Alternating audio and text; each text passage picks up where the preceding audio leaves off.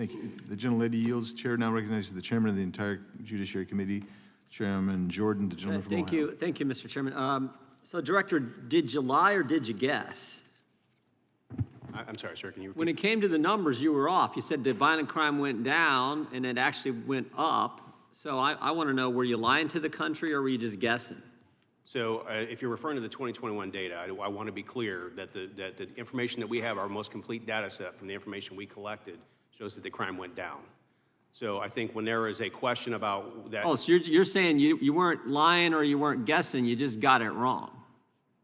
I'm sorry, I don't understand. Well, my understanding is you reported that violent crime went down 2.1% for the year that you were reporting on, when in actual fact it went up 4.5%. So you were off by a pretty large margin. I want to know what was the reason for you being off and having to adjust that figure and say, no, we said it. I think you even said in the press release it was a historic decline, when in actual fact it had increased. So I want to know again, what was the reason for you getting it wrong? Guessing, lying, or you just screwed up? So I want to be clear that the report that we issued in 2022 that showed the decline from 21 to 22 is in fact true and accurate. What is being misinterpreted right now is that our automation numbers that are showing in the system now do not show that manually sourced data. The team really wanted to make sure they got it right. So we only had 65% of the law enforcement agency population coverage when we got the 2021 numbers. Well, let me ask you a simple question. Did it go up or down? It went down, according to the data set that we have. And then what was the number you reported that went up? What was that number? We did not report a number that went up. So the footnote that said it increased 4.5%, that's wrong? Something's got to be wrong, because on one hand you say it went up, on the other hand previously you said it went down. I mean, which one is right? I'm not familiar with the footnote that said that crime went up by 4.5%. 4.5% increase in violent crime. I'm not familiar with that. I'll have to look into it. You're not familiar with that? That's the whole reason you're here.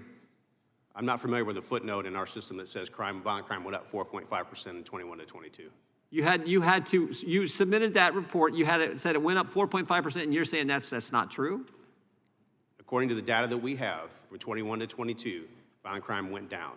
Violent crime went down. And then what's the 4.5% that said it went up? Where'd that come from? We're just making it up. The chairman talked about his opening statement. This whole committee, the stuff we put together that we looked at for our preparation for the committee, all says it went up, and you're saying, nope, that's not true. I believe that the 4.5% number came from outside sources that are looking at the data as it sits today. That is incomplete. It only has the 65% of the law enforcement population coverage in 2020. So you stand by the number you reported back in earlier this fall, the 2.1% decline in violent crime? Yes, sir. Really? Yes, sir. Oh, I think that would be a surprise to most people. Most people we talk to feel like violent crimes increase. Certainly seems that way, but you're saying it didn't. It didn't at all. So how was the interpretation made that said it went up 4.5%? So if you look at the system as it sits today, if you go into the Crime Data Explorer and look at the 2021 numbers, it's an automated system because we're trying to go to monthly releases. So as a result of that, it's an automated system that pulled only what was reported to the FBI in the NIBRS program in 2021, which was only 65% of the population. In order to try to get it right, our team went out and manually sourced data from agencies that did not submit NIBRS, like New York City, Phoenix, Chicago, and used those numbers to supplement the NIBRS reporting in 2021 to be able to have a more true and accurate depiction of crime in the nation. And what was that number? When you put it all together, what was that number? For the number of coverage was about 78% of the 78.5%. No, did it go up or down? It went down. Went down. Okay, but that's still not all of it. That's 78%. Yes, sir, that's correct. Okay, but you stand by that? Yes, sir.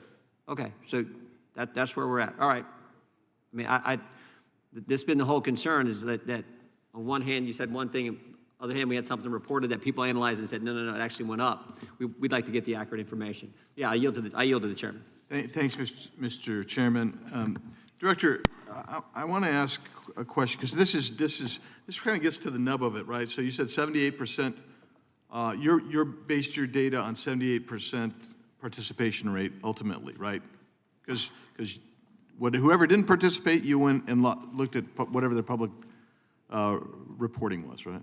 Yes, sir. And then in addition to that, the extra 22%, we used traditional NIBRS estimation methods to look at like. So let's leave the estimation methods off for a second, because I don't have time to get into that. But I want to ask this question: if I understand what you're saying today, if you looked at the automated responses, that's what these people who are independent researchers look at, and that's where they would have derived a 4.5% growth in the crime rate. Is that fair? Yes, sir. That's Okay. fair. The time is expired.